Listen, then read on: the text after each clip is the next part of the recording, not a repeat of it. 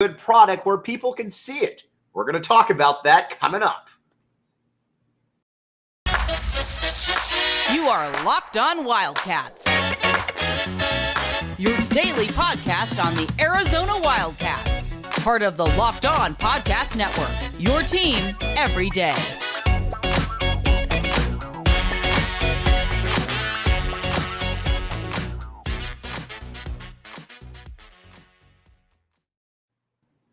Thanks for keeping it Locked On Wildcats. I am your host, Mike Luke, with John Schuster. All right, Shu. One thing that I do like about going to the possibility of going to the Big 12 is that Arizona, I feel the product of Arizona basketball wasn't done a lot of favors by the Pac-12 over the past 15 to 20 years, something like that. You got a TV deal where half the country can't watch you, and then when you're playing, say, your rival, UCLA, half the time it's buried on said network where you can't actually watch Arizona. And if you are watching it, it's probably at about midnight East Coast time with Bill Walton commentating the game. I'm okay with Bill Walton. I'm not okay with Bill Walton when you are doing where you're doing the premier games in the conference. This is where the Pac-12 never got what these other conferences get. There is just no way that the ACC or whatever conference would have the equivalent of Bill Walton on talking about Arizona, UCLA, and talking about sunsets and saguaros and squirrels, and making it kind of a side piece. Oh, yeah, by the way, you got 2 top 10 programs playing right there. If Arizona goes to the Big 12, you would have home and homes with Kansas going into Fog Allen Fieldhouse. Your game would be on ESPN, probably at about 5 o'clock on a Tuesday, with the A crew in there talking about it and actually talking about the game. That is something that I would like to see, and that's something where I think the Pac-12 was woefully behind when it came to showcasing its talent.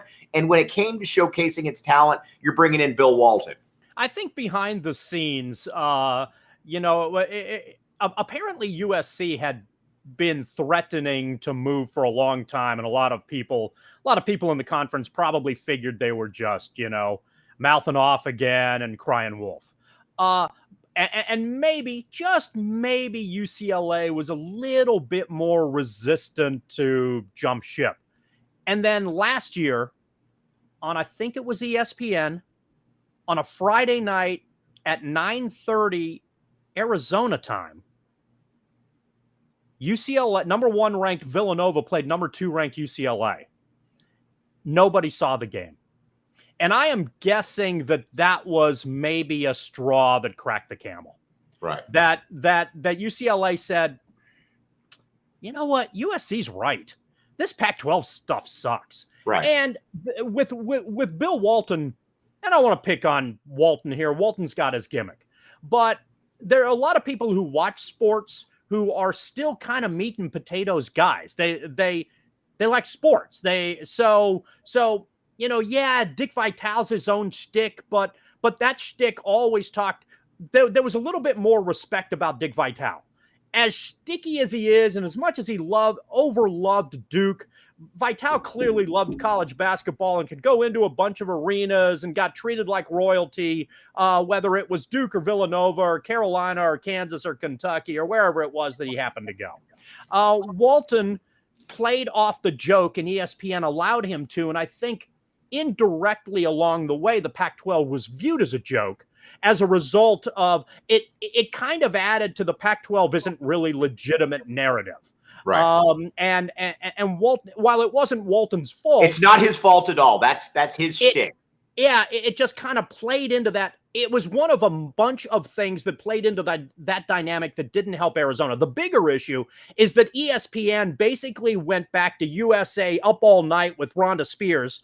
Maybe it was Rhonda Shears. I don't remember. I really should remember that. But at the time, I was paying attention to other parts of Rhonda as opposed to her last name. Right. Where they played lousy, terrible movies and you were supposed to make fun of them. And then you looked at Rhonda.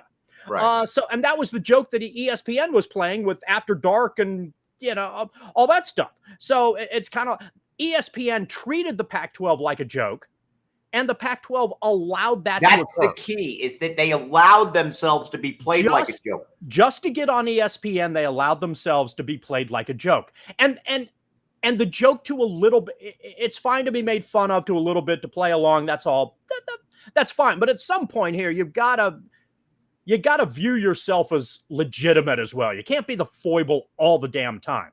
And as you said, it appears that the Pac-12 kind of had a willingness to do that. And I think when it came to a lot of this, that's something that clearly did not help them. The obvious big problem was the Pac-12 network. And in whatever incarnation is moving forward, when the Pac-12 network decided that networks decided that it wanted to have 38 channels dedicated to them on a satellite platform, and said satellite platform said that's the stupidest damn thing anybody's ever tried to come to us with, and then never cut a deal with your league, so a massive percentage of people couldn't actually see the team that they wanted to play. That was obviously a much bigger problem than Bill Walton. But the reality in that, and this is where I think your point about the Big 12 holds a lot of credence, and I think we all recognize that whatever the Big 12's deal is right now, television-wise, is significantly better than whatever the Pac-12's deal is.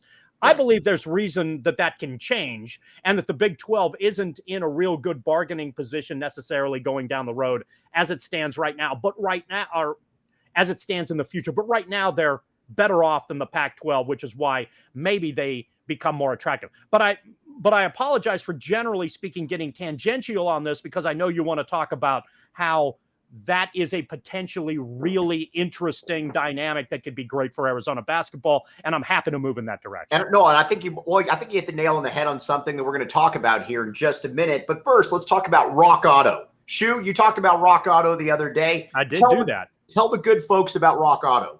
I guess I'm going to do it again. All right, here's the deal. You go to rockauto.com. By this time, you know I'm not technologically savvy. This means that you know what a website is. You understand what .com is. You understand the name Rock Auto. You can type it into a search and, oh, wow, there's Rock Auto. You click on it, there's rockauto.com. You look for the part you need. You find the part you need.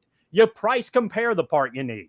You buy the part on rockauto.com. It arrives at your place, and then either you find a mechanic willing to put it in, or you put it in yourself, and boom, you've got your car fixed, and probably conveniently and at a much better price than you would anticipate if you did the regular service shop approach. That is the experience that I have had. So Rock Auto will be able to find you anything you want, for lack of a better way to phrase it. It's the Amazon of auto parts places. So take advantage of it. They do a great job. The parts are there. They're going to get it to you, all just by going to rockauto.com. All right, let's take a quick break. Thanks for keeping it locked on Wildcats. I'm your host, Mike Luke. All right, I think this really kind of encapsulated something that's also wrong with the Pac-12 network. And this was not a point that was brought to me. It was a point that was made on social media, but I'm going to make this point as well. So when the news broke that UCLA and USC were moving on to the Big Ten, flip on the Big Ten network. They've got live shows with analysts talking about what this means. Flip on the Pac-12. You have rowing. I mean, it's just... That's inexcusable. I mean, but that's just... And you know what's funny? I wasn't even in the least bit surprised that rowing was on there. As a matter of fact, I would have been shocked if there was actually a live show talking about the USC and UCLA leaving the conference. And it's really... And a lot of this is really frustrating, because there are things that the Pac-12 network does that... Or the talent that it hires... They're good. Some of their our friend Matt Muehlbach has, as good as they come, is exceptional at what he does, and he does an excellent job with the Pac-12 network. They have Robinson doing play-by-play. They have Walton talking normally and actually about the game, doing play-by-play. Right. Gets rid of the shtick when he does that. There are some talented people that the Pac-12 network has been able to hire with their in-studio shows and with their broadcasts that have made it worthy of viewing. The talent there has been good. A lot of the production there has been good.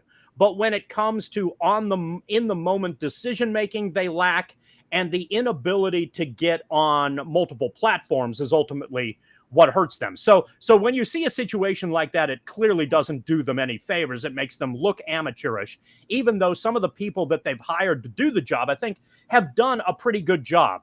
But the reality here is that the Pac-12 networks are on borrowed time.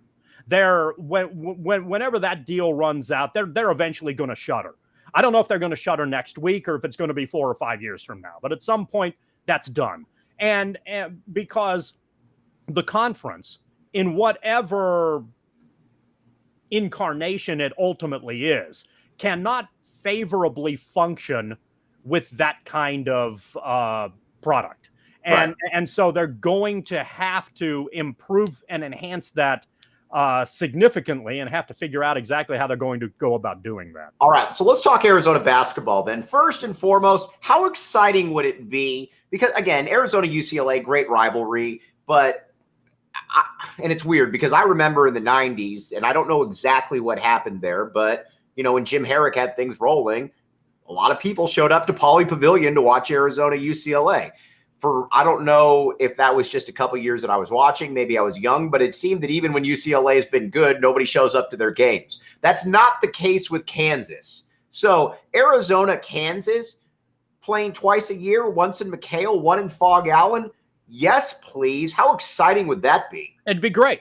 And they are what, 2 of the best 5 attended attendance venues in the country. Right. So that you're going to get packed houses for both of those games, and they're going to be great rivalries. I think, or great. They're going to be great environments. Right. I think the rivalry will hopefully speak for itself.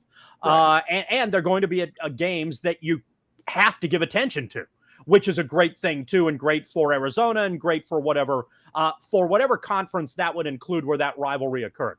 I don't want to necessarily.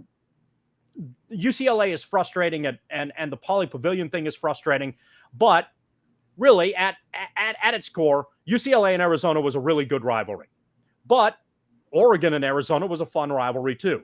I think the conversation here isn't that nobody went to a UCLA game, but if you got into a larger conference with established teams, you'd have more really good rivalries with which Arizona was involved. So right. You talk about the one at the top, which is Kansas and Arizona, but Baylor and Arizona would be outstanding too. And Texas Tech and Arizona would be a blast. And then you've got some of the other, there's some good basketball played over there. So yes, from a fan entertainment standpoint, there are a lot of benefits to moving into or being absorbed by a league like that would give you the opportunity to play more good teams. You could still maintain Oregon and Arizona as a really entertaining rivalry and just add to it. Right. With a bunch of other teams. And I think that's the point. You're still only going to play Kansas twice a year, and perhaps again in the Pac-12 tournament, which now in Vegas would be remarkable, or whatever conference tournament it ultimately was. Maybe the Big 12 should just move to Vegas too and get it over with. The